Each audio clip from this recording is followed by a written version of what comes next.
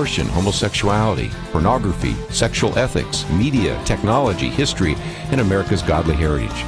We talk about anything that affects your faith, your family, or your freedom. So don't go anywhere, because Point of View starts right now.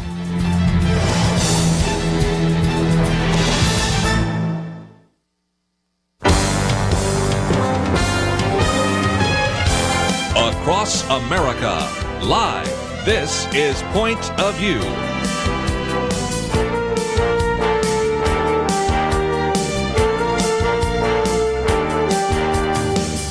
And now, Kerby Anderson. Got a number of great interviews for you, but let's at least cover a few things that need to be mentioned at the outset. First of all, I want to welcome two new radio stations, both from the state of Kentucky. I know we have one coming from Tennessee real quickly. WBFC as well as WMTC, two new stations, and they actually have been carrying us since Monday, but I've been remiss in not saying thank you for carrying the program, and we'll spend some more time in the second hour getting into that as well. Last night, of course, was the Wisconsin primary, and I thought it was interesting. A lot of commentators are saying that these two front runners, and that would be Donald Trump and Hillary Clinton, are not doing as well as many people might have expected, because indeed they may be the weakest front runners in recent history. Hillary Clinton last night secured just 43% of the vote in Wisconsin against Bernie Sanders, who won 56%.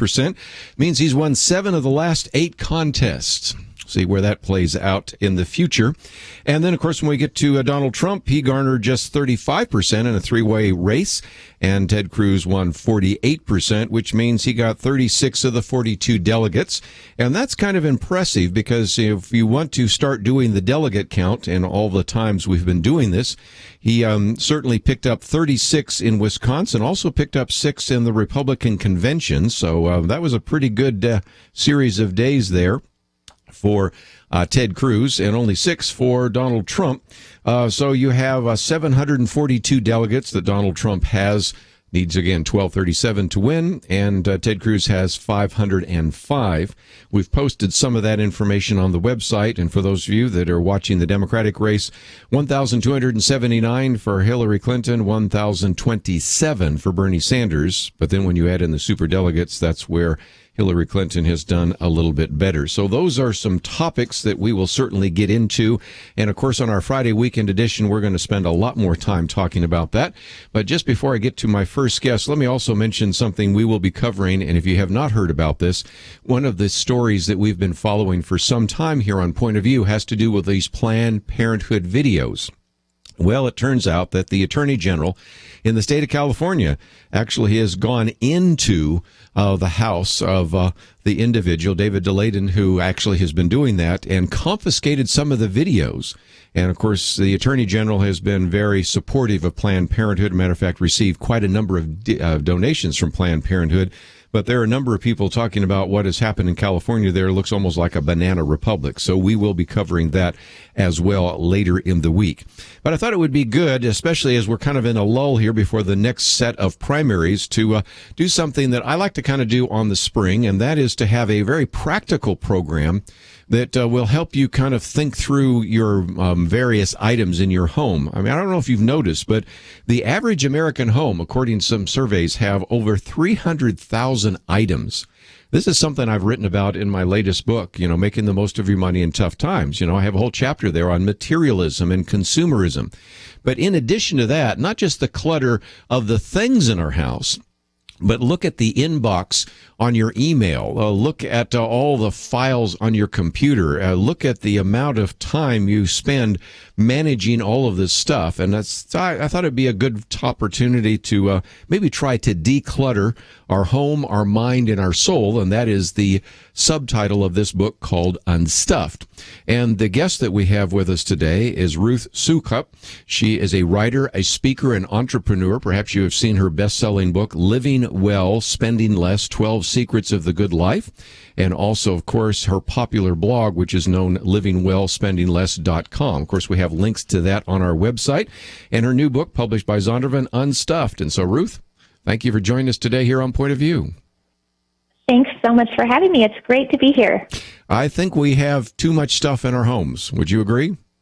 I would definitely agree with that. And not just the physical stuff in our homes. We've got stuff cluttering up our schedules and our minds and, cluttering up our hearts as well.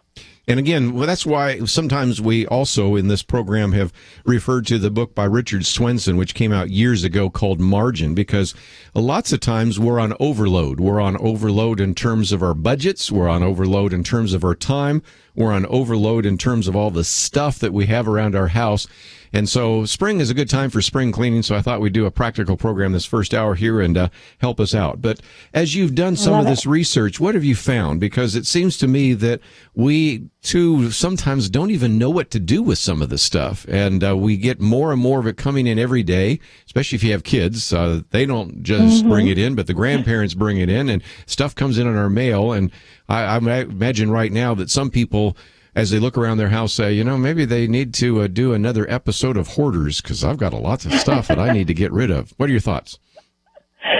Well, I think we are overloaded for sure. I think it's such a part of our American culture to have just this message day in and day out that we need to have more. We go to the store and everything is cheap and readily available and semi-disposable, and so we just continually pile on more and more and more and more and more. And then we go and buy more boxes and storage units and containers and baskets to put all of this stuff in, thinking that our problem is some sort of an organizational problem, when really it's just that we have too much stuff. We already have people calling in, so that tells me that this has certainly hit a felt need. 1-800-351-1212. Get to some of those phone calls in just a minute. But one of your chapters is More Closet Space is Not the Solution. And I make my way to the Container Store, and I imagine most of the listeners here in the 42 states where we broadcast probably have a Container Store or something like it. And I see all these people looking for where they could stick more. And, of course, I drive by all of these storage areas all over the country, which are jam full of stuff that people maybe will never go and sort out. So is this a problem that we just simply can't throw anything away, that we just simply can't sort through the clutter in our lives? I think it's not even just a problem that we can't throw things away. It's that we continually buy more even as we're throwing things away. And for me, this was a problem that I had to really deal with in my home. For a long time, my husband and I would fight about decluttering because for me, it's an easy come, easy go situation. I don't really mind getting rid of stuff, but I love going to Target and filling my cart with new stuff. And so my husband was always reluctant to get rid of things because he knew I was just going to go and get more. And so we really had to figure out, and we live in Florida, so we don't have a basement. We have a swimming pool, and we don't have storage in our garage. We don't have an attic that we can use. It's too hot. And so the closet space is definitely a premium. And for a long time, I was super frustrated because I could never figure out where to put all this stuff. And really the problem was not that I didn't have enough storage space. It was that I had too much stuff and I couldn't stop myself from bringing in more. Latest survey shows the average American home has more than 300,000 items. Hard to believe, but if you start counting someday, or if you've moved recently, as I have in the last year, you can appreciate that. We're going to take a break and we're going to come back and get into some of the aspects of this book called Unstuffed, Decluttering Your Home, Mind, and Soul. And it's broken down into that category. First 3 chapters deal with the home. Next 3 chapters deal with the mind, and that gets into your schedule and your paperwork and maybe even what's on your computer and your iPhone and all that kind of stuff. And then number 3, the issue of decluttering your soul, friends, wellness, and spirit. So it's a very practical program today. I thought it was one that probably all of us needed, especially sometimes during the spring when we tend to do spring cleaning. The book is published by Zondervan. We have a lot more information about our author, Ruth Soukup, as well as the book. It's on our website. We'll be right back.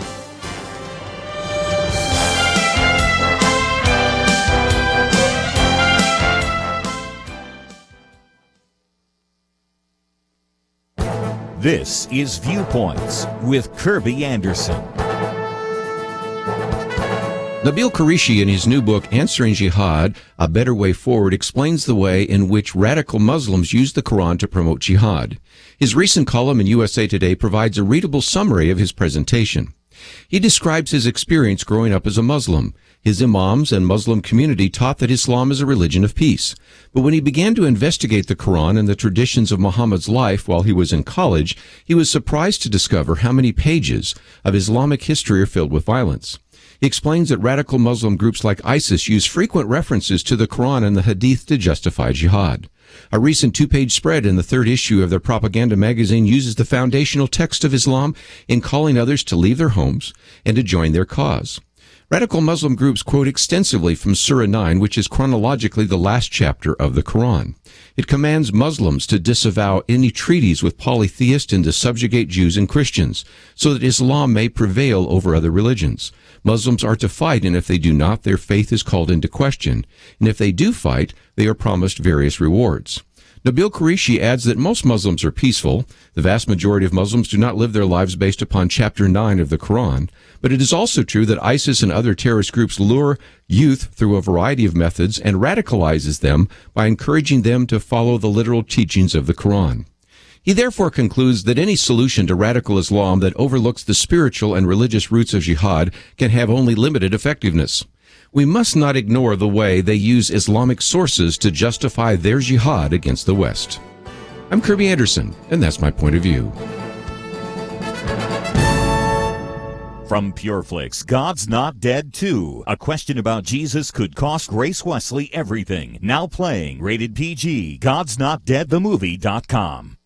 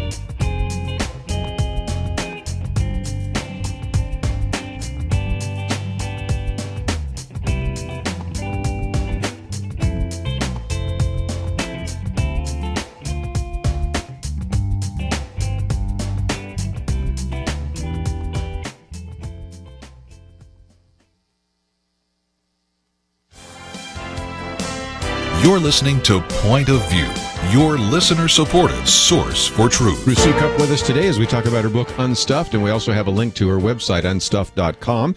Book is published by Zondervan. You might be able to find it in your local bookstore. We've made it very easy for you to order it online. And again, we're going to kind of meddle in your life a little bit. In some respects, Ruth, we talk about preaching and meddling. So I'm giving you the permission here to meddle in our lives. And you've got a whole section here on 10 tidy habits that will change your life. I don't want to go through all 10, but give us an idea that sometimes a little bit of uncluttering only takes a few minutes. You set aside a few minutes here for things like making the bed, cleaning the sink, picking up a few things. Sometimes we say, oh, this is so monumental, but if we do a little bit each day, the problem begins to go away, doesn't it?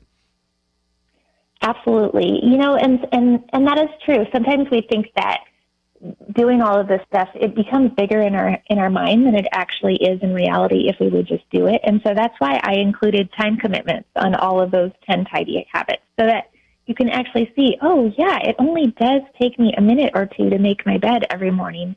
And the difference it makes in the way that my whole bedroom looks is so worth that minute of my time every single day. And so when you can kind of start to look at it a little bit logically that way, it definitely helps to make a difference. Sure. Do a load of laundry each day instead of trying to get it all done at once. Put your clothes away, just bring your inbox to zero. And again, we'll talk about some different aspects of that. But in that chapter where you talk about closet space is not the solution, you have this acronym, and it's always easy to remember those, that is Become Clutter-Free, FREE. Kind of take us through that, because it seems to me that that's the overarching principle in terms of trying to handle all the stuff in our lives. Absolutely. And I think once you realize, or once you kind of adopt that acronym, it's easy to remember as well. And so the F of the acronym is to fight to stop the flow. And that is really what I was just talking about, where the problem isn't the lack of storage space that we have. It's the fact that we keep bringing things in. And so the first thing that we do before we even start to think about getting rid of what we already have is to commit to stopping the flow. That means not going to Target if Target is your nemesis, and which it is for me. That is a place like I'll go to Target and I will always walk out with $100 worth of stuff, and I don't even know what it is, but it's always really cute. And then it's just figuring out what your triggers are and what are the things that you're bringing. For some people, it's not Target. Some people love going garage sailing on Saturday morning because it's soothing to them, and they continually bring home things every Saturday morning, these treasures, and yet they've filled their lives with all these treasures that they don't really need, and they don't know what to do with. Well, if all the decluttering in the world isn't going to help you if you're still going garage sailing every Saturday morning. So the F is fight to stop the flow. Really, really important. That's definitely the first step. Then R is to reduce by ruthlessly purging. This is the tough part for purging. Some of the individuals that say, okay, maybe I won't be on the next edition of Hoarders, but, I'm not far from that. That's the tough part, throwing things away, right? It can be. It can be for a lot of people. Some people it's easier than others. For me, it's not that hard to purge, but it's harder for me to stop the flow. So depending on your personality, my husband has a much harder time getting rid of stuff, but he also is not the one bringing the stuff into the house. So we're kind of opposites that way. But I think for the ruthlessly purging, you really need to commit to only keeping that which is currently useful, despite who gave it to you and despite how much it costs. And those are the two kind of things that people really struggle with, holding on to things because it was a gift or because they spent a lot of money on it. Right. And so if you can kind of just focus on the things that you're currently using and give yourself permission to let go, even if it costs money, even if it was a gift. So again, FREE. Now let's take another one of the E's. That's to establish strict limits. What do you mean by that? Well, I think establishing strict limits just means giving yourself an actual number for some of the things, especially the things that you struggle with. So that might be for your kids, if your kids have a lot of toys, setting actual numerical limits for what is a reasonable number of toys. What's a reasonable number of Barbies? Is it 100 or is it 4? And in my closet, what is a reasonable amount of clothes? And for me, it was 40 hangers. I established a limit in my closet of 40 hangers. And that is so if I bring something else new in, I have to get rid of something, which makes me be very selective about what I bring in, because 40 hangers for a woman is not very many hangers. So that has made me appreciate my clothes a lot more. I would think so. And then the last one, E, emphasize quality over quantity. The last one, FREE. Talk about that last E there for just a minute. Well, I think in our society, part of the problem for stuff is created because everything is so cheap and readily available. And so we don't value it very much. And because it breaks and it doesn't last and it doesn't stand the test of time. And so when we start to declutter our lives, I think it's really important before we replace things to think about how we can replace things with stuff that's going to last and stuff that we're going to value more and stuff that we're going to really appreciate. So instead of having, 10 shirts that we bought on clearance that we don't like all that much and that don't fit very well, we have one really well-made, beautiful blouse that we feel incredibly beautiful every time we put it on. So that's the part where quality over quantity really matters. Well, and again, if you are going to not only declutter, but stop the flow, then it frees up income that, first of all, resources that could be given to missions work or to the church or all sorts of things that we are surrounded by, as I said, as much as 300,000 items in our home, some of which we no longer use, some of which we received as presents, but we just can't bear to get rid of them. Other clothes that, well, you never know, they might come back into style, and you have all those justifications. So just before we take a break, one of the things you talk about, and I know you do this on video as well, but let's talk about it here on Point of View, the Unstuffed Weekend Challenge. People listening to this might say, okay, you're right, there's a lot I need to do.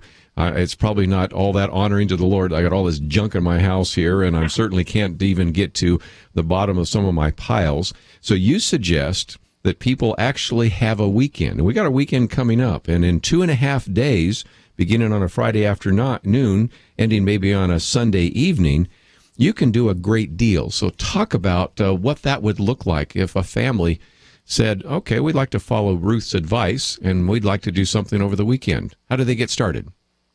Well, I think it does. If you're going to do it, you should probably start planning now, because there are some things that you need to prep for in order to make your weekend absolutely effective.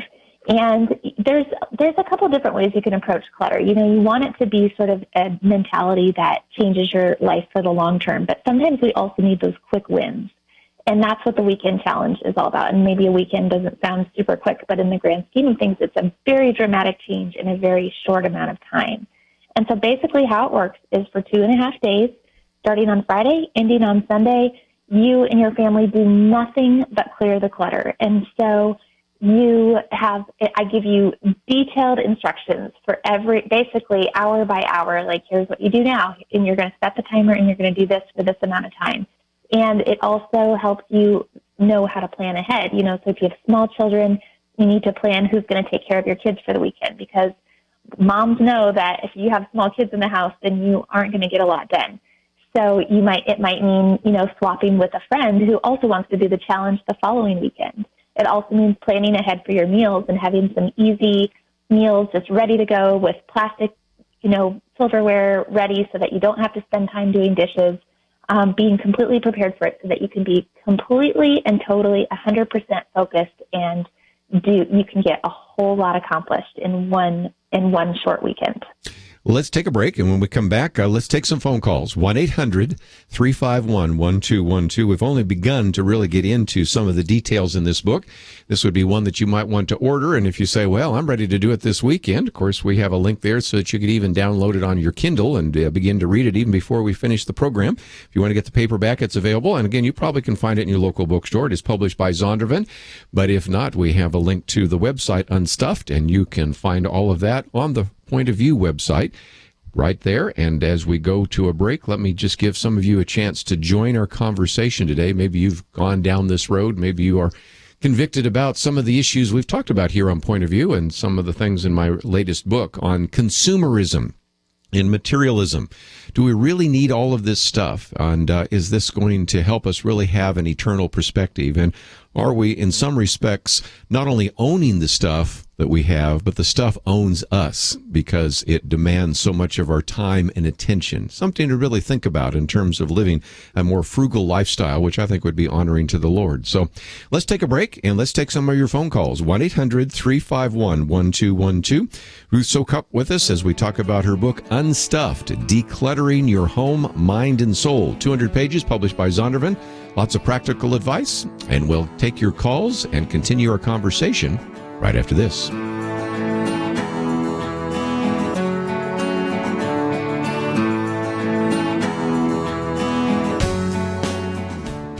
From PureFlix comes God's Not Dead 2.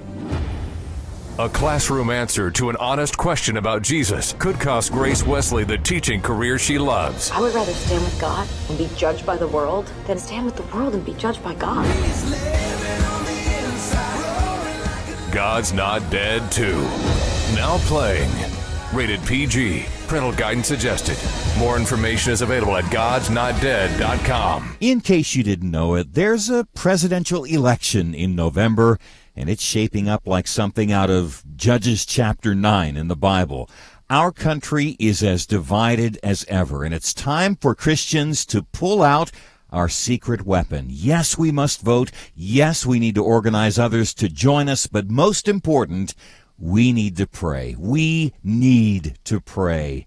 Point of View will help you do that when you sign up for our Pray, Organize, Vote campaign at pointofview.net. Pointofview.net. Click on the banner, Pray, Organize, Vote. Stay informed. Get practical tools at pointofview.net. Point of View will continue after this.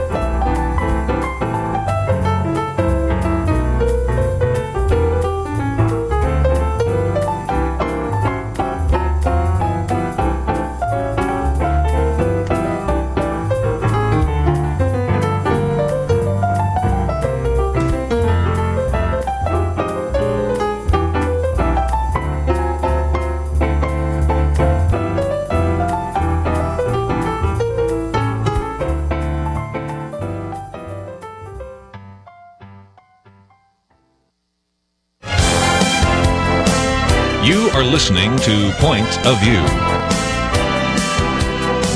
The opinions expressed on Point of View do not necessarily reflect the views of the management or staff of this station. And now, here again is Kerby Anderson. Continue our conversation today with Ruth Soukup as we talk about her book, Unstuffed, Decluttering Your Home, Mind, and Soul. If you'd like to join our conversation, 1-800-351-1212. 1-800-351-1212. We'll get to some of those phone calls. And Ruth, we had somebody who couldn't stay with us, but from Alaska, that was saying, what about all the paper? And I thought, what a great introduction to Chapter 5 in your book. Paperwork drowning in a sea of information. And so some of it is physical paper that we get, whether it's junk mail or whether it's things we print out on our computer. Some of it is digital clutter that's on our computers. But help us think that through, because we have so much more information coming into our lives, and paper coming into our lives, and digital information coming into our lives. We've got to figure out how to manage that. Can you give us some tips? Oh, yes, absolutely. You know, the paper and information clutter is one that is so overwhelming for so many people, myself included, I'm not going to lie, because in the digital age, it's not just the paper. It is the emails. It's the information that is continually being thrown at us all the time, and everything requires a response. And so why paperwork becomes so overwhelming, I think, and why email and digital data becomes so overwhelming is not the clutter itself, although that's part of it. It's the fact that everything requires a response from us. And so it's a procrastination problem more than it is a paperwork problem, because we procrastinate wanting to make the decisions and wanting to actually respond, or having the time to respond, or we feel overwhelmed by the choices. And it's this, vicious cycle of procrastination, and then it piles up, and then it gets worse, and it just gets worse and worse and worse. And so one of the things that I think is really, really helpful for dealing with paper clutter and information clutter, whether it's digital or actual physical paper, is setting up filters, what I call information filters in your life, which is basically just an if this, then this filter for yourself, for your brain, that tells your brain, okay, if my child brings a piece of paper home from school, then I am going to put it in the basket at the top of their closet. And that's what I do with that piece of paper, because I know that my kids get upset if I throw their papers away. But I know that if we have a huge pile of papers at the end of the year that we can sort through, then we can pick out a few to keep in their keepsake box, and the rest can get thrown away with no tears. So that's my simple if this, then that filter for kids' paperwork. And you can apply that same concept to all sorts of different paper and information issues in your life. And again, if you get a piece of mail that's junk, then it goes into what? Recycling. If I get a piece of mail that is a bill, that goes into a to be paid box. And you start getting a little bit organized on the front end, and your life gets a lot easier on the back end, right? Yes, very much so. And and it's funny because they're not difficult things to set up. A filter is not a difficult thing to set up, and it's pretty common sense. And I actually give lots of examples of them in the book. But once you have them set up, it stops the overwhelm. It stops us from being so overwhelmed at the influx. Because what happens is that when it's all coming at us at once, and we don't have that filter to help us sift through it, our brain can't handle all the information, and so it shuts down, and it doesn't want to make any decisions, even if they're simple decisions.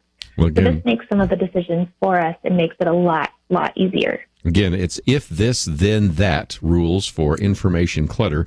That's worth the price of the book, along with some of the others. But again, you also suggest things like dealing with the junk accounts, email accounts, spam accounts, things like that. So we're talking about more than just the physical paper, which is certainly one issue, but also just the digital discipline that is necessary in a time when we are just simply overwhelmed. I mean, sometimes people will say, I get so many emails, and they'll say, I probably get a dozen a day. And I'm going, you have no idea. I've got 3 different accounts, and everybody from publishers to individuals that agree or disagree with things we say on radio, plus all the other outside ministries I have. I mean, some of us get hundreds and hundreds of emails every day. If you don't have a discipline, it will simply overwhelm you. Or if you say, well, I won't look at my email account till I get back from a vacation.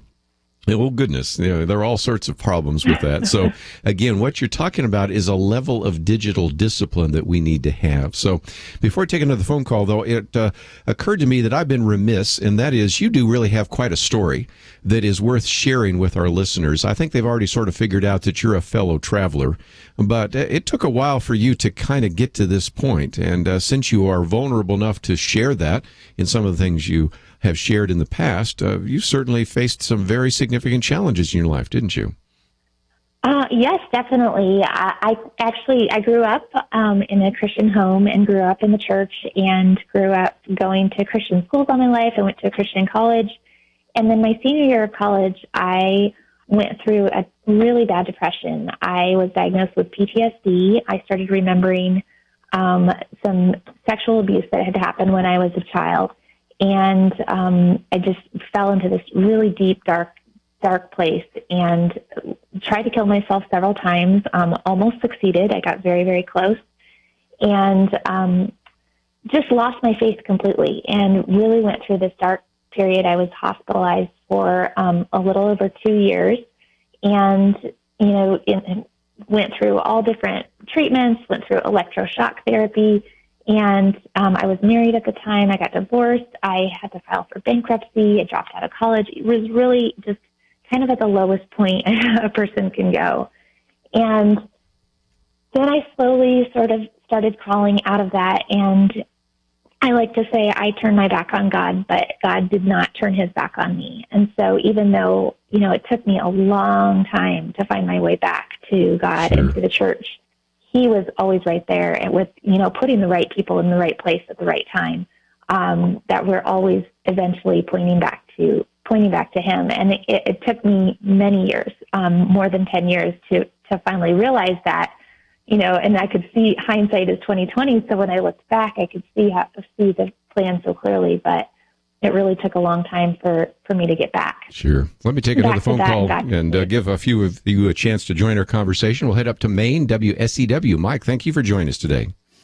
Yes, thank you, Kerby, and thank you, Ruth, taking my call. Hey, two things. What I like to do about clutter is I like to take it from the house and put it into the garage, and then from the garage take it to the shed, and then from the shed put it out at the end of the driveway for trash. But I do this in steps. I find that to be helpful. That's a good tip. And the second thing, Kerby, it's got nothing to do with the clutter, but I heard you mention Tennessee, and it reminded me of a Paul Harvey story. He talked about Jackie Mitchell and the 1931 New York Yankees playing an exhibition game in Chattanooga, Tennessee. Mm-hmm. Google that. I think you'll get a fun fact out of that story from Paul Harvey back in the day. I will do that. Matter of fact, the station is real close to Chattanooga, so that'll be kind of fun even for our listeners that will be picking up there later in the week. Yeah. Or maybe we're already on. Sometimes I find out 2 days later that we've already picked up another station. So Jackie Mitchell in the 1931 year. Fascinating story. Thank you. Thank you for sharing that. Thanks for taking my call. Thank you. I wanted to jump in real quickly because Mike said he had a lot of these people call in and they can't stay on very long because they have a business that they're involved with or a work or somebody walks in the door. So, Ruth, you've, of course, shared your own testimony, and I think there are others that have been struggling in one way or another because the life is pretty overwhelming sometimes, and it is, if nothing else, helpful that when you come into your bedroom and the bed's made, or you come in the kitchen, it's clean, at least that's not one more stress-producing aspect of your life, since there are so many things that are already stressors in our lives. True? Absolutely. For me, I think my house is such a clear reflection of how I feel inside. So if I'm feeling stressed out and then my house is also chaotic and messy, it just compounds that feeling. And so it's really, really important, to figure out what our own threshold is for clutter and for having a neat house and for having this kind of stuff not weighing us down and not stressing us out, and then figuring out how to live that way. Again, the book is entitled Unstuffed, Decluttering Your Home, Mind, and Soul. And when we come back, maybe we'll talk a little bit about the issue of the soul, friends and wellness and spirit. And, of course, it's a 200-page book, so we certainly encourage you to get it and apply it to your life. So, again, if you'd like to know some more about the book or more about Ruth, you can go to our website, pointofview.net. We have a link to unstuffed.com, and that will help you deal with some of those issues. There are all sorts of additional tools and resources. So some of you might say, well, I might want to get the book, but I might be interested in some of the other daily application material. And when we come back from the break, Ruth, let's talk about that, because you have quite a bit on your website that people might want to take advantage of. And of course, if you would like to join our conversation, we might be able to slip in another phone call or two. 1-800-351-1212 as we talk about decluttering your home, your mind, and your soul. When we come back, we'll focus on what should we do for our soul. From a Christian point of view, there's a lot. We'll talk about that right after this.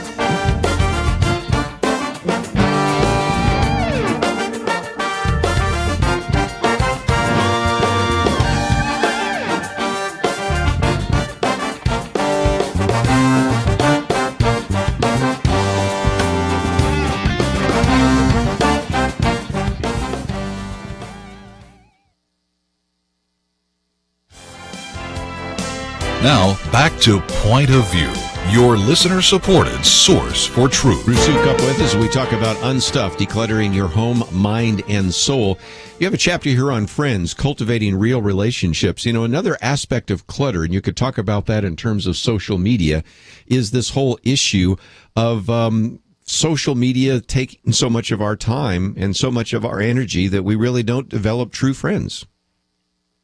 Very, very true. We seem to have substituted this, these shallow Facebook friendships for real relationships in our lives a lot of times, and much to our detriment, because, studies have shown that these Facebook friendships, people with lots of friends on Facebook end up feeling less connected than more connected and more depressed because they don't have that depth of relationship. And so I'm not advocating when I talk about decluttering your friendships, I'm not really advocating throwing people away because we don't want to do that with people. But I think it is really important to be very intentional with who we're spending our time with and, cultivating a few real genuine friendships, those people that will be there for us, that we're willing to be vulnerable with and who we are willing to be there for as well. And also, the ones that we need to show grace to because our friendships are imperfect and our friends are imperfect. And so that's kind of part of it too. Sure. So again, you talk about what a real relationship looks like, but also what I hear you saying right now is the need to set boundaries, and whether it's setting boundaries on what you're going to do to affect the flow that comes into your home in terms of stuff, or whether it's setting boundaries in terms of the kinds of friends you have or the way in which you get involved in social media. I see those as really important issues that we not only need to teach ourselves, but we need to teach our children and grandchildren, because some of them are growing up in a world where they've never known a world where you didn't have social media. They'd never have known a world where the way in which you interact with your fellow friends was to go out and play baseball with them or tag or to engage in some kind of social activity, not social media. Oh, that's so very true. And I really worry about that with my kids. My kids growing up, they don't have cell phones yet. They're not on social media yet, but I know it's coming. And so teaching them that, friendships have to be real and this is how you be a friend, and modeling that for them, I think, is really important too, so that they can see me with my friends and spending time with my true friends and what that means as well. Let's, if we can, also talk about wellness, because that's another part of the soul here, finding balance in a chaotic world. First of all, you talk about stress points, and certainly whether it's the death of a spouse or divorce or major marital strife, imprisonment, death of a close family member, you can add up the stress points pretty quickly. And so the issue is that we need to really develop, as you talk about in the book, a biblical perspective on stress and rest, don't we? Oh, absolutely. There's so many different stressors in our modern lives, and understanding what the stressors are and where they're coming from is the first step in learning how to deal with them. There's all sorts of stress between relationship stress and financial stress and work stress and health stress, and then even spiritual stress. And so once you can start to identify what types of stress you're dealing with, you're much more able to find a solution. But, a lot of times with finding balance, we think we live in a very do-it-yourself culture. And so our tendency is to want to do balance. So, okay, well, I'm going to get balanced this week, and I'm going to spend, an equal amount of time here and here and here and put all my, spread all my marbles out into all my jars equally. But balance is kind of funny because it doesn't really work that way. Balance is what happens when we stop doing completely, when we just take a step back and we stop and we rest. And that's really the only place that balance can come from, is just stopping. And, God is the one who modeled that for us in creation when he's rested on the seventh day. That's balance. Let's just, before we run out of time, talk about your website, unstuffed.com. Now, there's a good place for people to order the book, but if they do so, there are all sorts of other bonuses and other resources that are available. So talk about what would be available if somebody says, I'd like to get the book, but maybe you have some other things that will help me order and organize my life. What do they receive if they go to your website and actually click on that? Well, we have some great bonuses available at unstuffed.com. So one of the things that everybody can access once they purchase the book, you just fill in a form and you get access to a special password-protected bonus site. You get your own login information. So everything's hosted on a site. You don't have to add any clutter to your life. But one of the things that you can get there is a workbook that goes along with the book. So it really helps you apply the lessons in the book. It has, the instructions for the weekend challenge. So even if you purchase the paper book back and it doesn't come in time, you can download the instructions right away. There's also access to our Unstuffed app, which gives you little daily decluttering reminders. And there is access to our 31 Days to a Clutter-Free Life challenge, which is a longer challenge. It's a month-long challenge where you work on decluttering one area in your home every single day. And there's quite a few other goodies as well. So again, you encourage people to go to unstuffed.com, get a little more information. Of course, they might be able to find the book in their local bookstore, but even if they do so, I think you can then still have them get some of the other resources. So I would encourage people to visit that website. And we're going to encourage some people to think seriously about even this weekend, taking that unstressed and uncluttered kind of idea. It's going to maybe create a little bit of stress, but it's certainly going to unstuff you, and that's the important point, the Unstuffed Weekend Challenge, and reduce some of the stress and reduce some of the clutter in your life. So, Ruth, I appreciate you being with us today here on Point of View. Thank you so much for having me. It was great to be here. Again, the book is entitled Unstuffed, Decluttering Your Home, Mind, and Soul. We have a link to her website, which is unstuffed.com, so go there and find some of those resources. Let me just mention as well that as you go there, you might also look at some of the other resources we've made available on our website, pointofview.net. There's a place, of course, where you can watch some of the videos that we have posted. You can go to our YouTube channel. And as you go there, also have a chance to listen to some of the interviews. Yesterday, for example, we had O.S. Hawkins on. And then we also, of course, had an individual that I talked about today on my commentary, Nabil Qureshi, on jihad. So again, you can actually download my Viewpoint commentary, but you can also listen to the interviews we've done in the past. And so simply go to the shows button, and that will help you get some of that information. Started the program today by talking about the vote taking place in Wisconsin. Now you have votes taking place in a number of other states as well. New York and Connecticut and Maryland, to mention just a few places where these votes are going to be taking place. And if you're in one of those states where you have not voted yet, let me encourage you to take the time to find out a little bit more about some of the resources that we have available. And for those of you that will be voting in May, of course, that's Indiana and Nebraska and Oregon and Washington. Then in June, of course, we have California, Montana, New Jersey, New Mexico, South Dakota. I do not think that this is going to be over until June, so this is why, for the very first time, some of you that vote in states that are in April, May, and June actually will make a difference. And so let me encourage you to get the Pray, Organize, and Vote material, because it tells you a lot more than just the presidential races, but also some other races that you can find out about in your own particular state.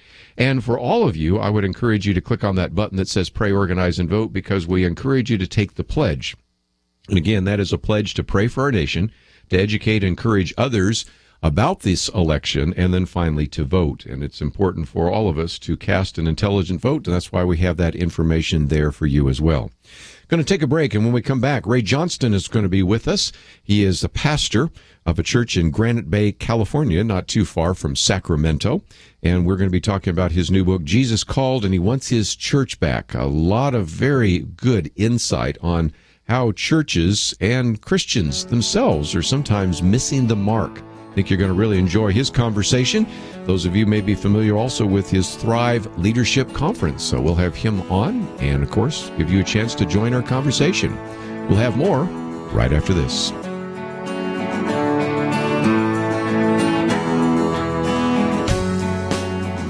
Later this year, for the 58th time, America will choose a president. As a Christian, what are you doing to prepare for the election?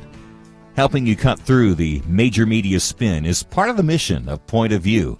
We want to provide the best election resources, including a new website, Pray, Organize, Vote, encouraging people to intercede for the upcoming election, to help you get registered so you can exercise the stewardship of voting, to share things to help you get people involved and out to the polls. But to do all of that, we need you to vote right now with your support for Point of View. Show us that you're in this for the long haul as a citizen of heaven as well as the United States. Click Donate Now at the top of the page and give the most generous one-time gift you can at pointofview.net or call 1-800-347-5151. There is a lot of work to be done. Let's get to it together. Pointofview.net and 800-347-5151. Point of View will continue after this.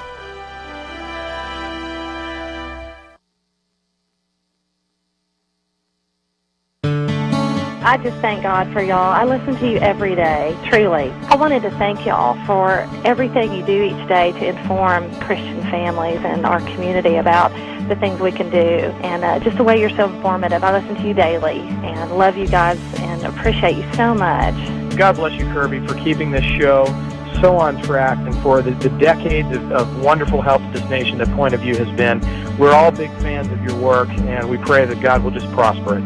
As a Christian, over the years that I've followed this program, I am constantly challenged to be on guard and to evaluate what's going on. And if for no other reason, to protect the caliber and the truth of your programming, I need to participate and to back your program financially to ensure that the truth stays out there for people to hear, to view, and to be a part of.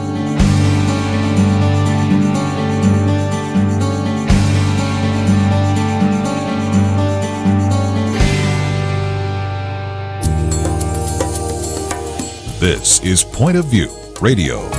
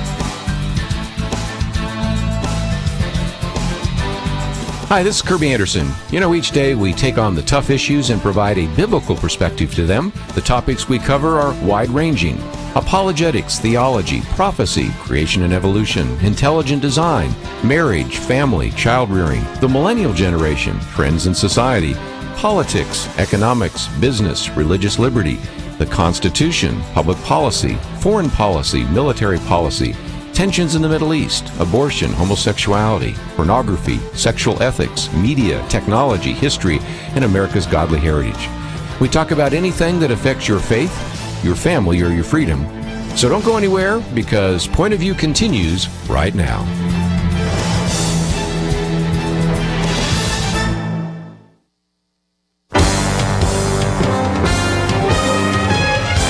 Across America, live. This is Point of View.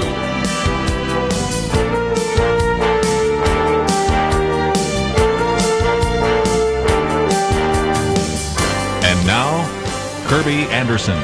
Thank you for joining me once again. And let me just, before we get to any further, welcome two new radio stations, both in the state of Kentucky, WBFC and WMTC. Part of Mountain Gospel Radio. We certainly want to welcome them. They've actually been broadcasting the last day or two, but I've been remiss and haven't welcomed them until now. No, we're picking up a new station in Tennessee. We'll announce that when I find out a little bit more. But again, wanted to welcome some new radio stations to the fold, and thank you so very much for joining us here on Point of View. I want to thank each one of you for joining us, and I think this next hour you're really going to enjoy the conversation. Pastor Ray Johnston with us, his new book, Jesus Called. He wants his church back. What Christians and the American church are missing. You perhaps are familiar with him because of his book, The Hope Quotient, but if you're not, he has quite a background. Has been a university and graduate school professor, speaker, writer, founder of Thrive Communications, and of course many of us have been very familiar with the Thrive Leadership Conference. He is the founding pastor at Bayside Church in Sacramento, California, suburb of Granite Bay. So that's in Granite Bay, California. Graduate of Azusa Pacific Fuller Theological Seminary. He was the chairman of the youth ministry there at North Park College. Also was an adjunct professor at Trinity Evangelical Divinity School. And so, Ray Johnston, thank you so very much for joining us today here on Point of View. Hey, I'm getting tired of you. I'm getting tired of listening to you read all the stuff I've done. Yeah. Well, and if we really went through it, that'd take a whole hour, wouldn't it? Kerby, it's great to be with you, and everybody that's brand new in Kentucky. You couldn't pick a better guy to listen to, so welcome. Well, again, we have lots of listeners there in your home state of California, all up and down the Central Valley, so we certainly want to encourage them to ask questions and make comments. But this is about the church, and this is not the first time, Ray, that we have talked about the problems with the church. And you have a section on the world without Jesus, then Christianity without Jesus, and then meet the Jesus most people miss. And so we're going to kind of work our way through that over the next hour. But you tell a kind of an engaging story right at the beginning that in some respects this book came about because of a trip to South Africa. Tell us more. Sure did. I was my wife and I about 18 years ago were invited to speak and train pastors in South Africa, and this is shortly after Mandela got released. I mean, the entire country's in turmoil. They're writing a constitution while we're there, and we were brought in to train pastors in the Dutch Reformed Church. It was an all-white church. They were, by and large, they were the oppressors. They were the segregationists. They actually formed the theological underpinnings for apartheid.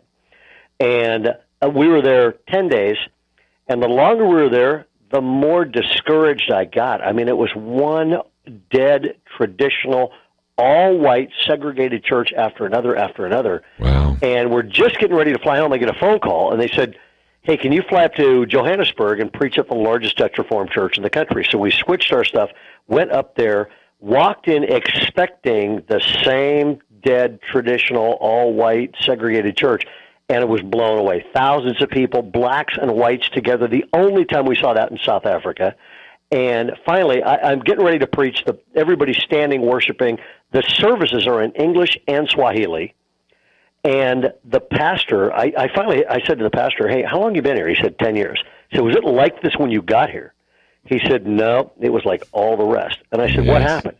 He said, I called the board together, put a chair at the head of the table and said, That chair was for Jesus' chair. None of us will ever sit in that chair again. It's supposed to be his church. And he says, doesn't look to me like we're doing a very good job without him. Why don't we give him his church back? And we're just going to seek the New Testament and only ask one question. What does Jesus want us to do? And he said, so when it came to what are we saying, we didn't fight worship wars about hymns or anything. We said, what does Jesus want us to sing with children? And then he said, when it came to, are we going to continue to be segregated? He goes, that was an easy one. What does Jesus want us to do? And following Jesus blew 200 years of history and training right out the window. That's great. And then he and I stood up. We turned around, and he said, look at this crowd. I looked at it's just a sea of people, blacks and whites, worshiping side by side in English and in Swahili in South Africa. And he swept his arm over the entire thing. I started crying. He said, this is just what Jesus wanted to do all along. And I decided right then, I thought, you know what? I'm gonna write a book calling. It's almost like we've developed church without Jesus, a country now without Jesus, and Christians that don't follow him, even though they take the Christian label. And I thought, I'm going to write a book calling basically our churches and every individual Christian back to authentically following Jesus. Evidently, I'm a slow writer because it took 18 years to write it. Well, if nothing else, I want to go get a Jesus chair and put it somewhere. That was such a great visual illustration. But this book is, of course, an illustration of that as well. Okay, take us through, if you could. We're talking with Ray Johnston. By the way, more than 12,000 people attend his church there at Granite Bay, Bayside Church, and certainly just an explosive church and one of the largest churches in America. But you talk about 7 decades that have changed everything. And can you kind of take us from the 1950s on? Because how did we get to where we are today? Yeah, you know how we've got there? I think, matter of fact, in my opinion, every single Christian, I would never tell them who to vote for, but I would say every single Christian in America ought to read chapter 5 and then figure out, in the light of that, who can restore these things. We're one of the first cultures in human history to completely erase Christian values and replace it with secular values. And the problem is this: you reap what you sow, which means every single decade for the last 7 decades, we've lost something you can't afford to lose. So, for example, the 1950s, Hollywood started shaping values, and we lost innocence, and by and large, it was rock music, liberated by cars, and Hollywood started shaping values in the 1950s, and innocence has been out the window ever since. In the 60s, it was basically respect for authority. I mean, Kerby, you're probably much younger than I am. I remember the phrase of the 60s was, don't trust anyone over 30.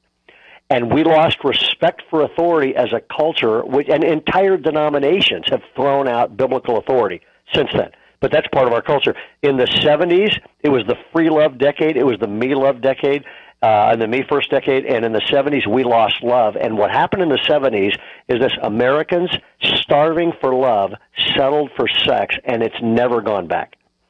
And that actually led to the 1980s. We lost values.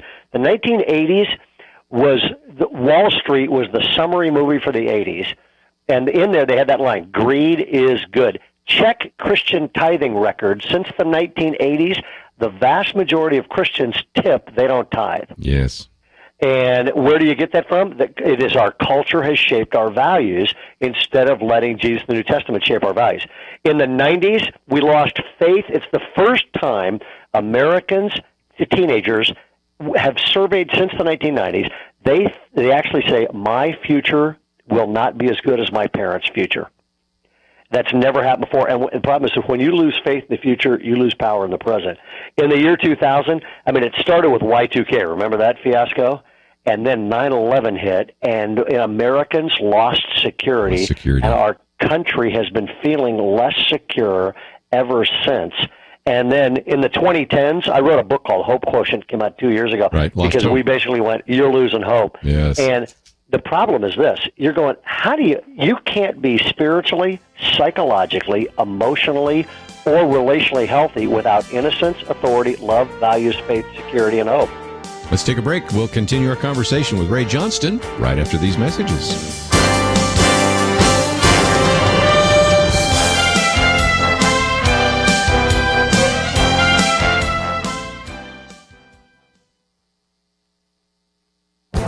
This is Viewpoints with Kerby Anderson. Nabil Qureshi, in his new book, Answering Jihad, A Better Way Forward, explains the way in which radical Muslims use the Quran to promote jihad. His recent column in USA Today provides a readable summary of his presentation. He describes his experience growing up as a Muslim. His imams and Muslim community taught that Islam is a religion of peace. But when he began to investigate the Quran and the traditions of Muhammad's life while he was in college, he was surprised to discover how many pages of Islamic history are filled with violence.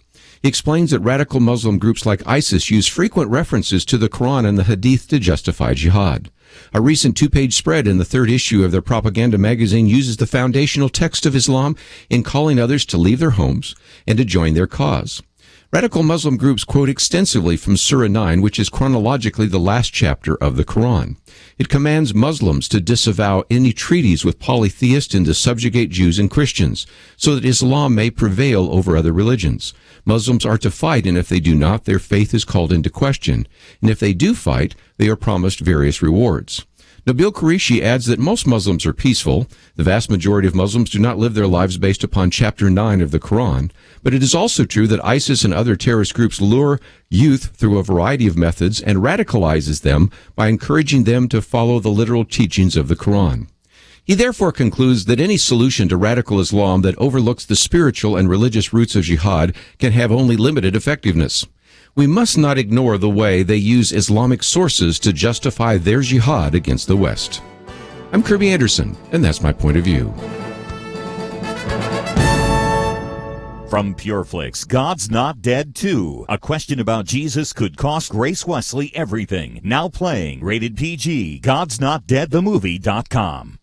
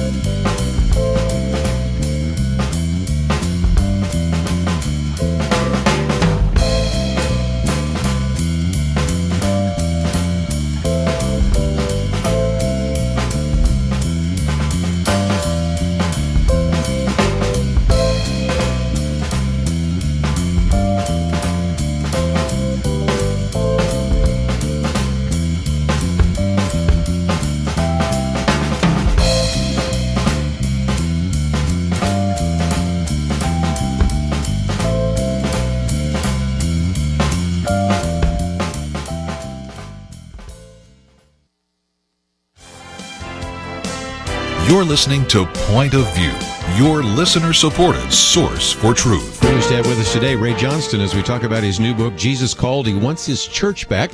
It is published by Thomas Nelson. You certainly can find it in your local bookstore, but we have information about him and the book on our website, pointofview.net. We'll talk more about that in just a minute. But Ray, you've done a good job of summarizing the 7 decades. I've lived through all 7 of those as well. And so the question I think some people might have is, okay, why does all of this matter to Christians then? Oh, that's great. No, well, number one is this. Most people know something's wrong with their marriage or their life or their emotional health or their spiritual health. The problem is they don't know why it's gone wrong. Yes. Like a lot of people are they'll spend $10,000 on counseling, and I'm actually okay with go to counseling if it helps. But I'm going, people are trying to fix their marriage. They don't have these 7 things built in as a foundation to actually build anything. You cannot build anything without a solid foundation. These 7 things, security, hope, values, faith, love, innocence, they are the foundation. And when you don't have that foundation, now the cool thing is this. I mean, I think this could be the Christian decade if Christians will get this stuff right. Because you're going, you can't get these things from our culture anymore. Where do you find innocence? The forgiveness of God. Where do you find authority? The Word of God. Where do you find love? The love of God. Where do you find values? The teaching of God. I mean, we've lost faith. Every one of these things is answered by connecting to Jesus, the Bible, and a Christian church. And this could be our best decade ever if we'll get it right. That's right. Well, that brings us to that idea of building on a cracked foundation. I grew up in the San Francisco Bay Area, so I know what an earthquake is. You know that as well. And No so we can understand what happens when you have a bad foundation. But are there some ways to begin to strengthen our foundation? Well, absolutely. And I think the first way to strengthen a foundation is you pretty much have got to go, what comprises a solid foundation? And Jesus in Matthew 7 was crystal clear. He actually says in Matthew 7, rock and sand, and the only way to have a solid foundation is to build your life on my words. And so I think it's one of the reasons I wrote this book. I literally went, if we can get people connected back to the words of Jesus, building a solid foundation, then they have a future, and without it, they don't. And so it's funny. It's these days when the problem with this is this: the competition is in full throttle mode. Yes, we are by and large in neutral. And I just think the church has got to wake up and go, start living, stop being afraid, start living with more confidence, start teaching with more confidence. Don't cave in theologically. For most Christians, the Bible has been either their message book or their method book. For liberals, it's been their method book. I'll live the way it says. I just don't believe it's message anymore because it's politically incorrect. Mm-hmm. For a lot of evangelicals, though, and conservatives, the Bible's my message book. It's just not my method book, so I teach this stuff. I just don't live this stuff. We need people that basically go, you want a solid foundation? The Bible's got to be your message book, what you believe, and my method book, which is how we behave and live. Let's, if we can, maybe talk about some of the problems with the church. And you make the argument, and this is another place where I'm probably going to use it in one of my commentaries, that a lot of people are fed up with the church because in your area, you just use an example, and since I've lived in California, I don't know, but I did, 87% of the people do not attend any church. And It doesn't seem to bother anyone, but then you use the great illustrations. If 87% of the people were keeping their kids out of school, or if 87% of Apple computers weren't working, or if 87% of cars were breaking down, or if 87% of people who went to the hospital died, we'd say there was a problem. So why can't we in the church say, Houston, we have a problem?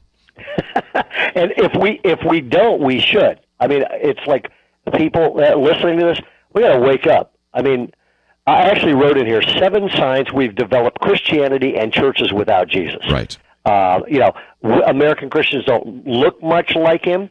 Most Christians and many churches are known for what they're against, not what they're for, which is why people are fed up with churches. I mean, people in the New Testament, pagans in the New Testament, people that were far away from God, flocked to Jesus, but they avoid the church like the plague. And if do you have a couple minutes for me to tell a quick story? Please, that's why we have you on. Perfect. Our church got rocked 7 years ago.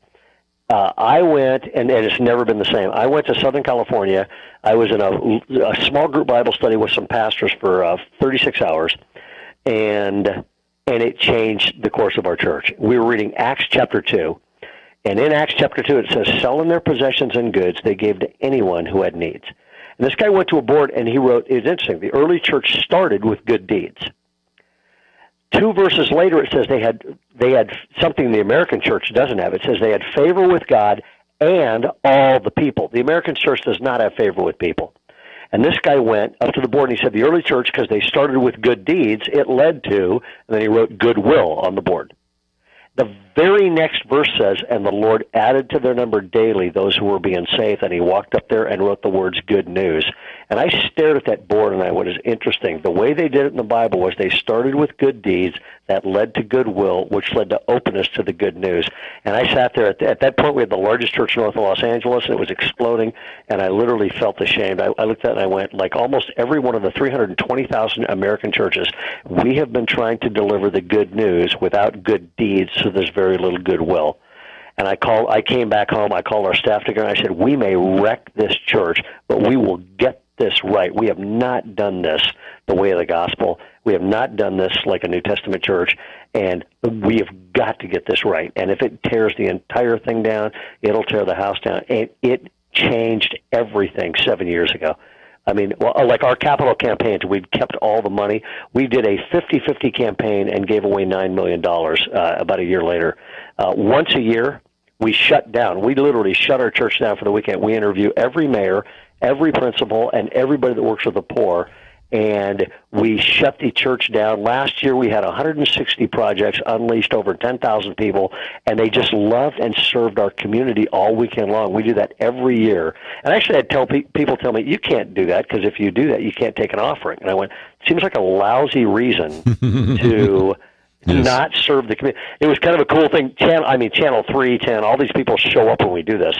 And they actually put a microphone in the face of one of our pastor's wives and said, "Why are you doing this?" And she had a great line. She said, "I don't know. Instead of going to church, we thought we'd go be the church." Oh, what a great line.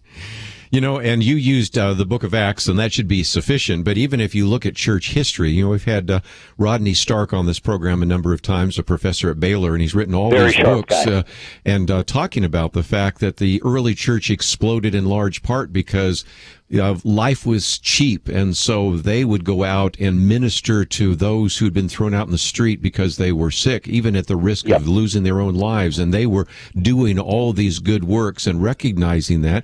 And of course, if you think about it, Ray, that has been missions. We recognize that when we would send missionaries to Africa or anywhere else in Asia, oftentimes you had to minister to hungry stomachs before you could minister to hungry hearts. So you've always seen the connection between good works and the gospel, but somehow we disconnected that in North America, didn't we? Kerby, that's a great way to put it. You can't change lives till you win hearts.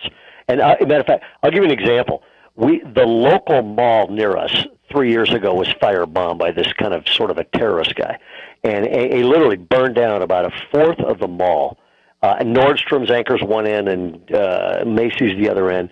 And so we met with the mall, and we said, who's going to be hurt by this? And they said, well, the stores are going to be fine. They got insurance. The full-time employees all have insurance. And they said the day laborers, mostly Hispanic, Spanish-speaking people, they're under no contract, most of them have no insurance. They're going to be really hurt by this.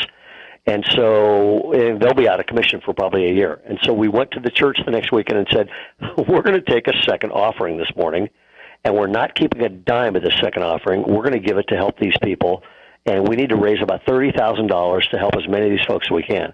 So we took a second offering, and people gave $70,000. Whoa. And it was a very cool morning. And we went and met with the mall and the city of Roseville and Rockland and said, we have $70,000. We're not keeping a dime of this. We want to help all of these people. And for the next 12 months, we paid apartments rents. We kept heat on, lights on, air conditioning on. We kept their kids in school. And that was 3 years ago. I still get letters. And then what happened this year is the mall, we do stuff with the mall all the time. The mall called us and said, hey, you want to do some stuff at Christmas? So we went up there. They gave us a free store next to Nordstrom's. And the mall, we set up a drop-in shop. Drop your kids off for 3 hours. Our children's ministry will do a program, and then you can just go shopping without your kids. Moms thought they died and went to heaven. And then we set up a gift, and it was 100% free. Then we set up a gift wrapping thing in the middle of the mall, and we'll wrap all of your presents for free. And if you want to make a donation, it goes to one of these 5 community causes. Well, the minute the mall broadcast, they were partnered with based on these things, the mall got a phone call from the Sacramento Atheist Organization. And I'll tell you what happened after the break. Well, we do have one of those mandatory breaks. We'll come back also and talk about lukewarm and loving it and Christian zombies. A lot more to cover. We'll do that right after this. From Pure Flix comes God's Not Dead 2. A classroom answer to an honest question about Jesus could cost Grace Wesley the teaching career she loves. I would rather stand with God and be judged by the world than stand with the world and be judged by God. God's Not Dead 2. Now playing. Rated PG. Parental guidance suggested. More information is available at godsnotdead.com. In case you didn't know it, there's a presidential election in November, and it's shaping up like something out of Judges chapter 9 in the Bible. Our country is as divided as ever, and it's time for Christians to pull out our secret weapon. Yes, we must vote. Yes, we need to organize others to join us, but most important, we need to pray. We need to pray. Point of View will help you do that when you sign up for our Pray, Organize, Vote campaign at pointofview.net. Pointofview.net. Click on the banner Pray, Organize, Vote. Stay informed. Get practical tools at pointofview.net. Point of View will continue after this.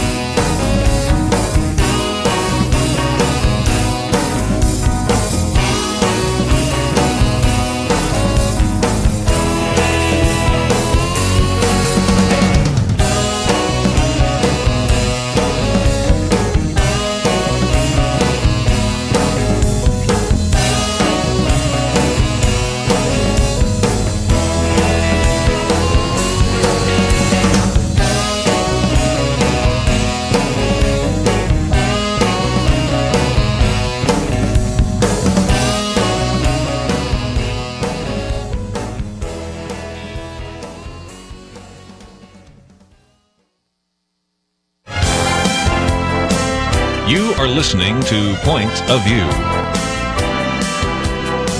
The opinions expressed on Point of View do not necessarily reflect the views of the management or staff of this station. And now, here again is Kerby Anderson. Continue our conversation today with Ray Johnston as we talk about his book, Jesus Called. He wants his church back. It is published by Thomas Nelson, What Christians and the American Church Are Missing.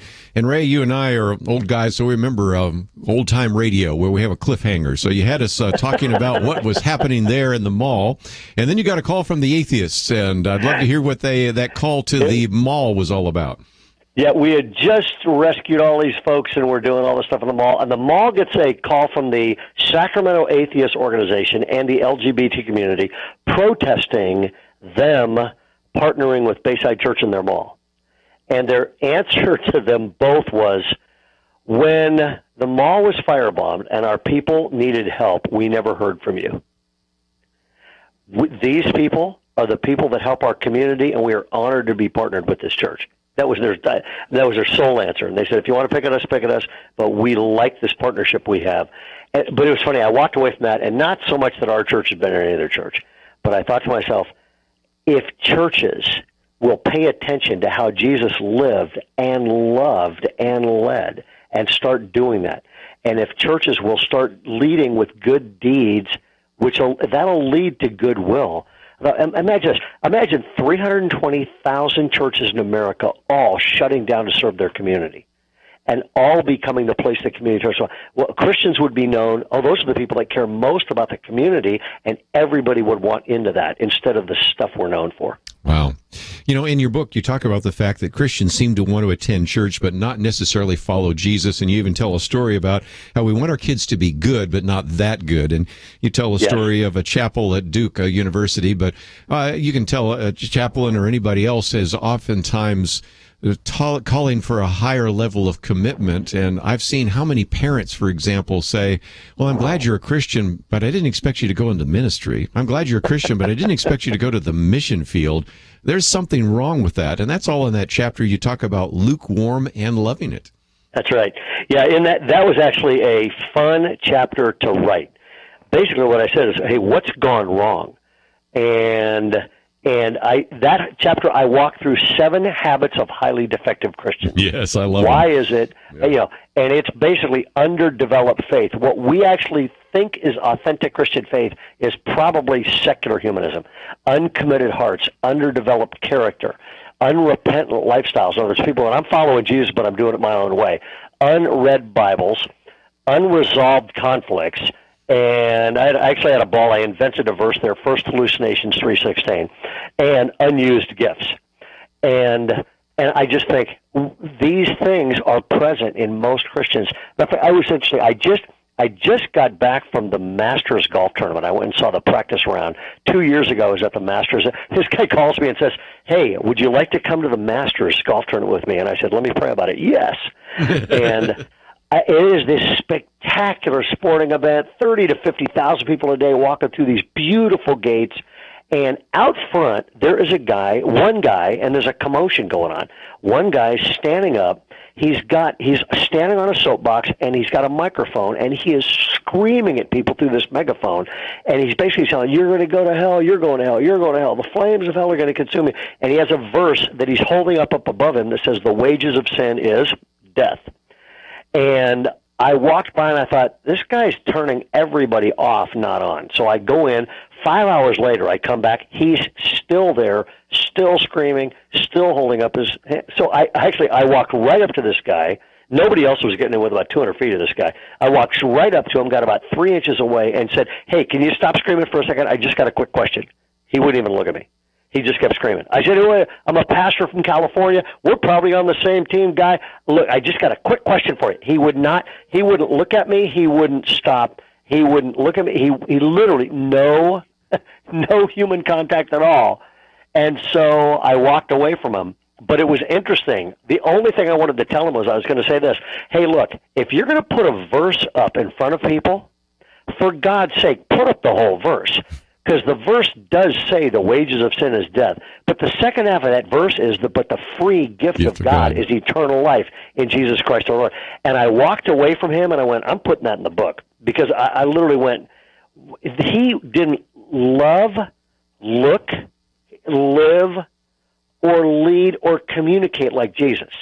He's a Christian, but the way he's living doesn't look anything like the Jesus in the Bible who unleashed compassion. He was straight honest with people.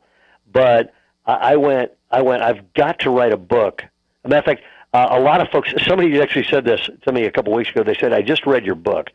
And they said, everybody that's ever read that Jesus Calling should read this book because it's part 2, and it will call them to authentically following the Jesus that they've read about. Yes.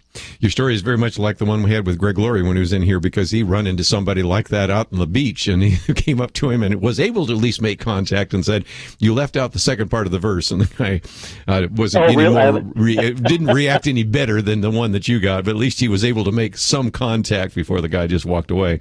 But that gets us to the issue that you talk about in part 3, meet the Jesus most people miss. It seems to me that if indeed we showed an authentic Jesus to the watching world, a lot of things would change, not the least of which would be evangelism.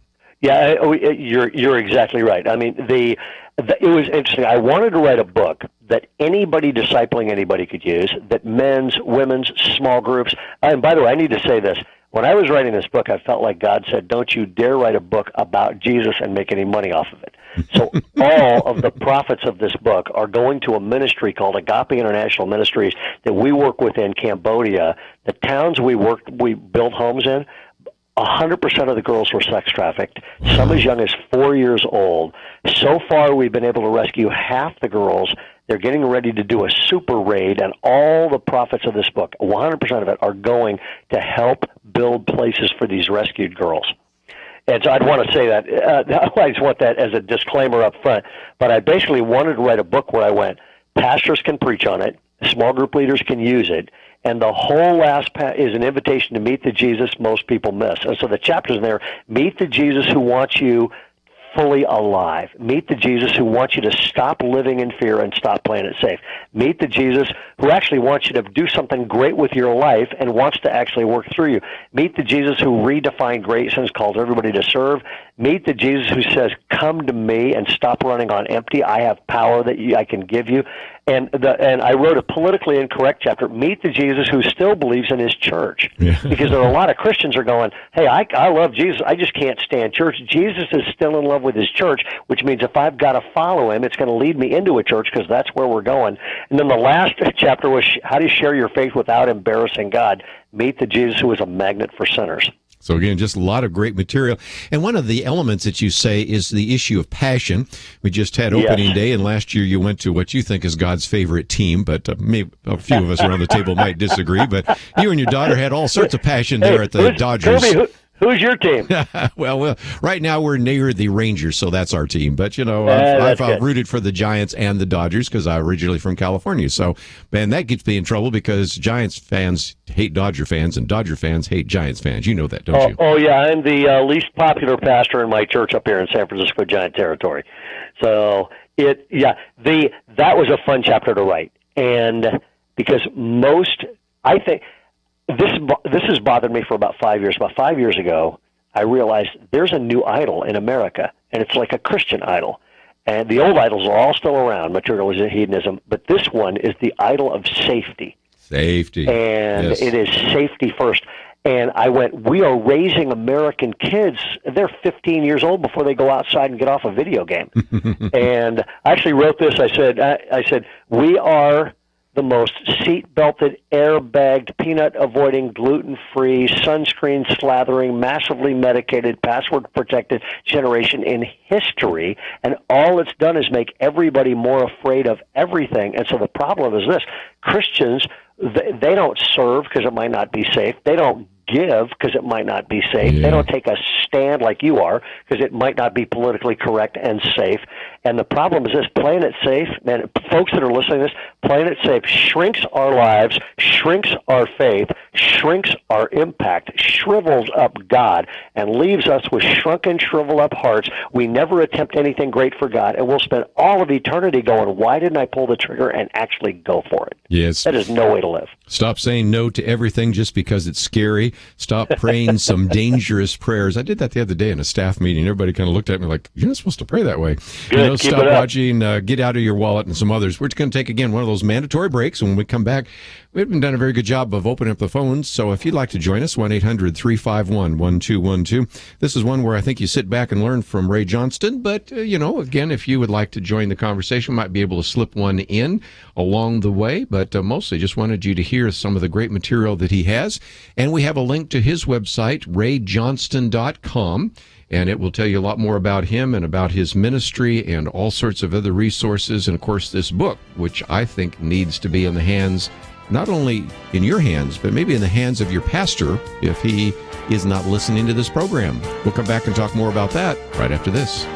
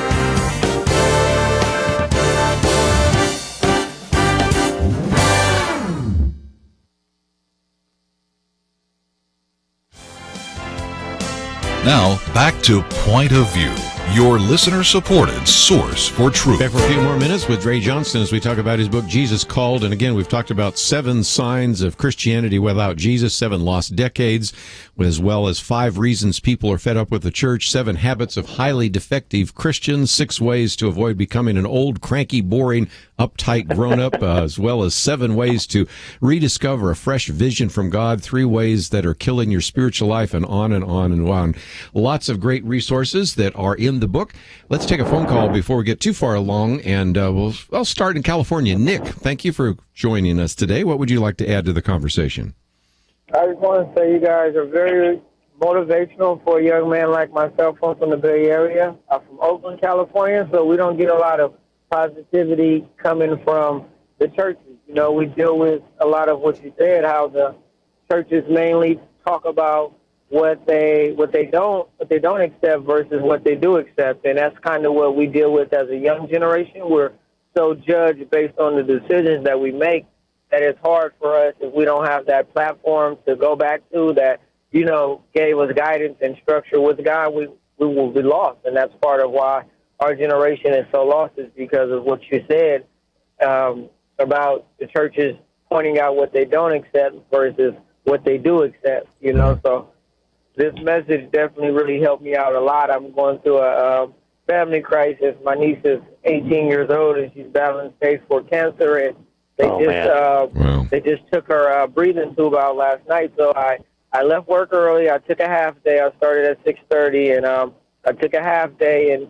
once I jumped in my car, I normally turn on my normal music, but God told me, turn that off. That what you listen to isn't even important, And I kind of was like, maybe that's just me thinking, overboard, or maybe that's not the Holy Spirit talking to me, and that was just, in my eyes, that was just the devil being busy like he is, God give him permission to do.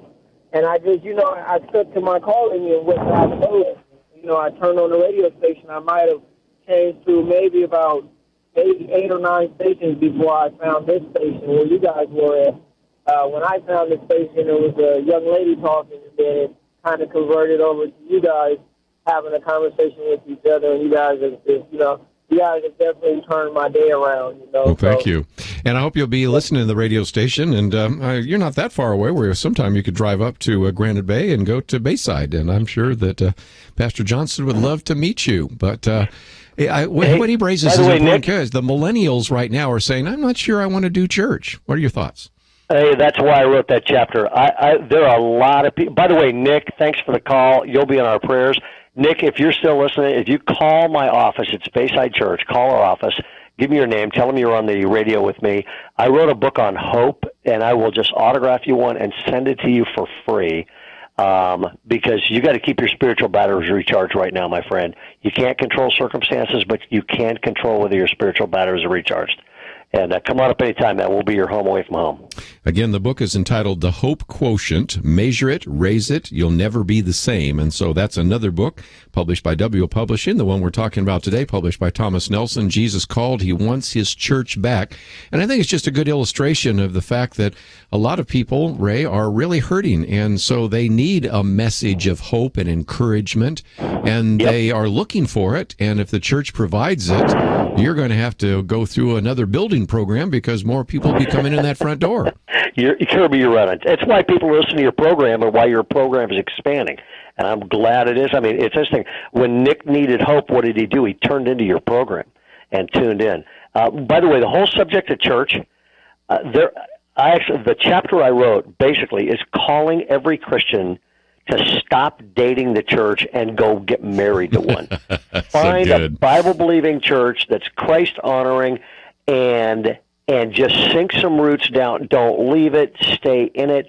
What's interesting is this is a little bit personal, but I grew up. Kerby, I love some of your stuff in your books. I was an atheist growing up. I grew up in an executive jet-set Southern California family. I was an atheist. I talked a guy out of becoming a Christian when I was 18 years old. This does not look good on the pastor's resume. Wow. And my parents ended up divorced, and basically alcoholic divorce. They drank it all away, including their marriage. But 150 years back in my family tree, there is not one lasting marriage, not one. My wife and I got married 32 years ago, and we now have the longest running marriage in the history of my family tree. Congratulations. And what's interesting is, so I just love it when somebody says, I just don't think Jesus and the church make a difference. All I have to do is get my family tree out and go, he makes all the difference in the world. But there is no way I would be living the life I'm living now without the church. I mean, the church introduced me to Jesus. The church challenged me to grow. The church, Kerby, the church let me lead worship one time and then helped me figure out I should never do that again, ever. The church taught me how to be married, modeled marriages for me. No church is perfect, but man, I tell you, without Jesus and his church, I wouldn't have my wife, I wouldn't have my family, I wouldn't have my kids, I wouldn't have my ministry, I wouldn't have my life, I would not have my future. I mean, I owe it all to Jesus and the church. And people listening, go connect with one. It's like the guy said, if you find a perfect church, don't join it, you'll ruin it. So find an imperfect church that teaches the Bible and just lock in there and stay. One last comment just before we run out of time, and that is we have your website, rayjohnston.com, and this is a place where people can connect up with you and find a lot of great resources, not only the book Jesus Called, but also Hope Quotient. So talk about what people will find when they land on that website. Oh, they can get resources, all of that kind of stuff. When we launched Hope Quotient, hundreds and hundreds of churches did it as a sermon series. And so for pastors listening or small group leaders listening, we're actually launching a year-long thing called the Jesus Project, and we are basically 9,600 churches, 3% of American churches across the next year. We're doing the first one. We are developing 7 sermons, all the PowerPoint, all the message, all the small group curriculum, all the youth ministry curriculum for this book, and we're going to give it away to anybody that wants it for free. And then in the next year, we're hoping people read all 4 Gospels and this book and hear a message series and study following Jesus in small groups, because my experience has been 3% of people can change anything. And if 3% of American churches started living, leading, and loving like Jesus, our country would be a different place. 3% of 320,000, something like that. So we'll see how that plays out. Ray Johnston, certainly appreciate all the good work that you've done. I appreciate Hope Quotient, but also Jesus Called. He Wants His Church Back, published by Thomas Nelson. Just been a delight to have you on the program today. Hey, Kerby, it's been an honor. Anytime. We will take some of your phone calls. We ran out of time before we called, so there will always be tomorrow. So let me encourage you to visit our website, pointofview.net. We'll have all the information that you would need on this particular interview as well as others, and so take the time to go there. As you visit the website, you'll notice, of course, you have my daily commentary. We have some other great videos for you to watch. If you'd like to listen to this again, you can, of course, download the podcast, or, of course, we also have a YouTube channel, so you can watch the Livecast as well, and some great resources we wanted to make available to you. And you saw the offer that Ray Johnston made to Nick to get a copy of that book, and if others would like to contact Ray Johnston, of course, as I said, he's at Bayside Church. You can certainly make that contact. He's up there in Granite Bay in California. And again, we only took one call this hour, but we'll get into some others, and I hope that you'll take the time to visit our website, pointofview.net. What we have there, of course, are all the resources, as I said, for you to download, as well as other election resources for you to use. And, of course, most importantly, hope you might consider what you might do to support this ministry. If you've enjoyed even some of the conversation we've had today, maybe learned some things, got to meet some new individuals that probably can help your spiritual walk, we hope that you will visit our website, pointofview.net, and then click on that button that says donate. Your gift of any size would be greatly appreciated.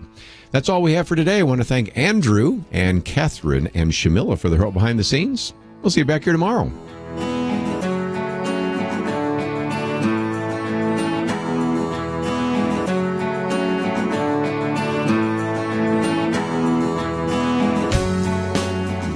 Later this year, for the 58th time, America will choose a president. As a Christian, what are you doing to prepare for the election?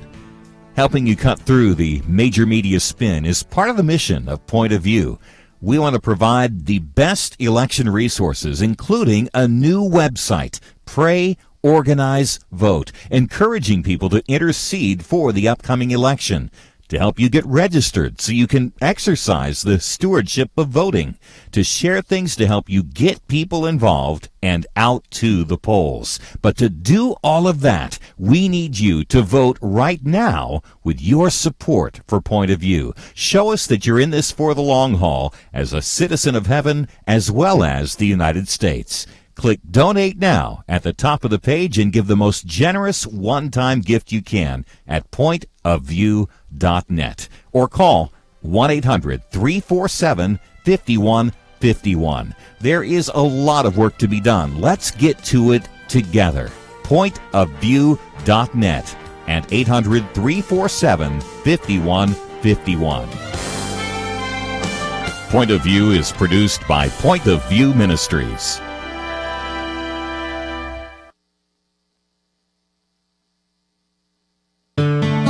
I just thank God for y'all. I listen to you every day, truly. I wanted to thank y'all for everything you do each day to inform Christian families and our community about the things we